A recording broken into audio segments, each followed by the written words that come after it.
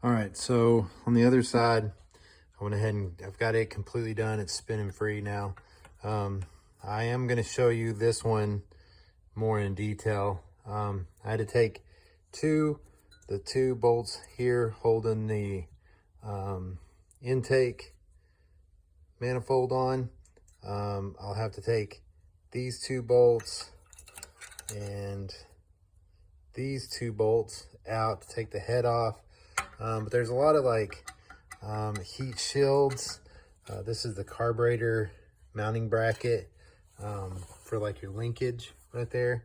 And just some different main cover heat shield that goes on right here as well. So just a lot of little stuff that you got to take off to get to this. I'm not a mechanic by any means, so this is the first time I'm going this far into it. So it's interesting to me as well. But I wanted to show kind of what steps I had to take to get this far. My next steps is to take these 4 bolts out, and then that should allow me to take the head completely out and also expose the piston. Okay, so I got the 4 bolts out. Ended up having to take one of these rocker arms completely off to get to this one.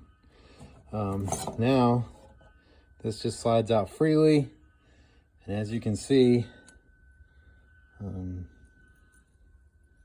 this one is stuck open right there, but it's gummed up, gooey, nasty.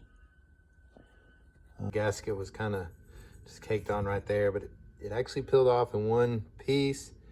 It does look pretty decent, but I went ahead and I've ordered a gasket kit for this side as well. While you got it broke down this far, might as well change to new gaskets.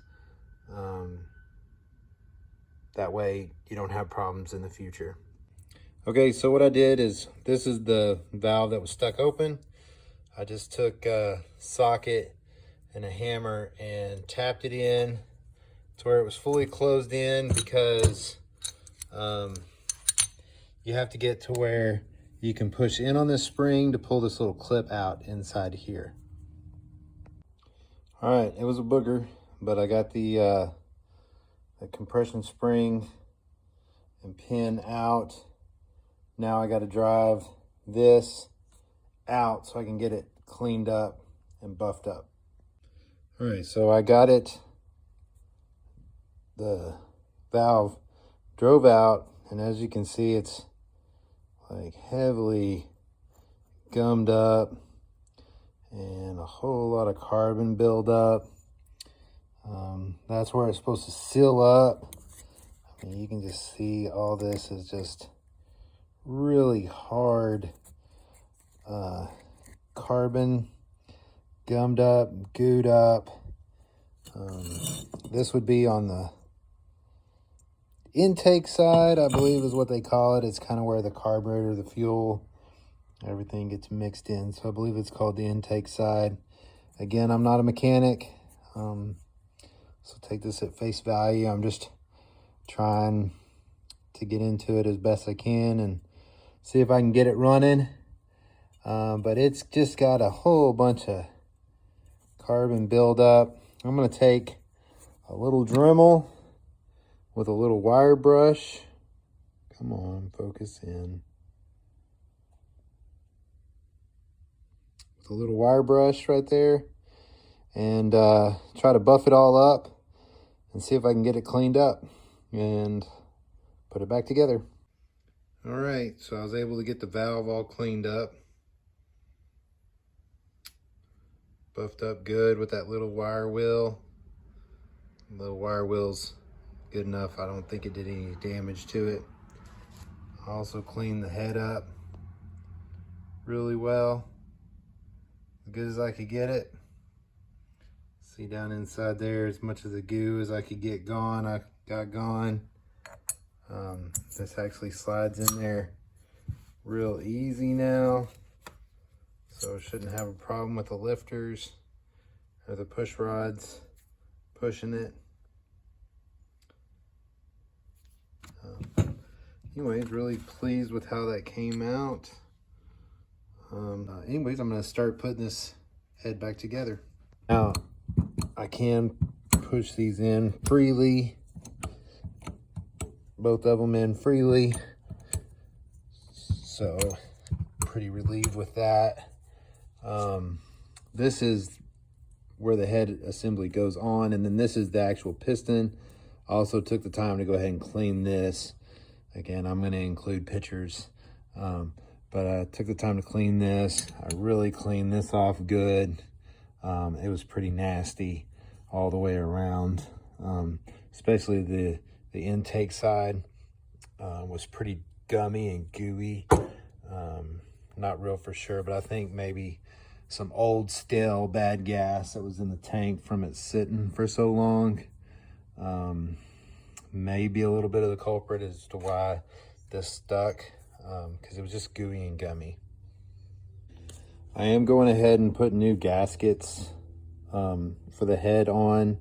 The old gasket looked like this. It still all came off in one piece, but this end looked pretty rough. That end looks not as bad, but still pretty rough.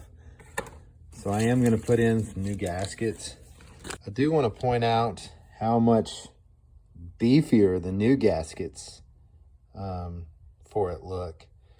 Also, the gasket kit that comes with it, it has very specific instructions on how this needs to be mounted and set up. So make sure that you read those instructions, like the parts numbers and information needs to be facing up. There's a very specific bolt pattern, tightening sequence, and also torque settings that those go to as well. So make sure you're following that if you end up ever having to do this, so that you don't end up gouging or not getting the gasket in to set in right. All right, so I got them where they're, I'm gonna turn the flywheel here, and both of them are moving up and down.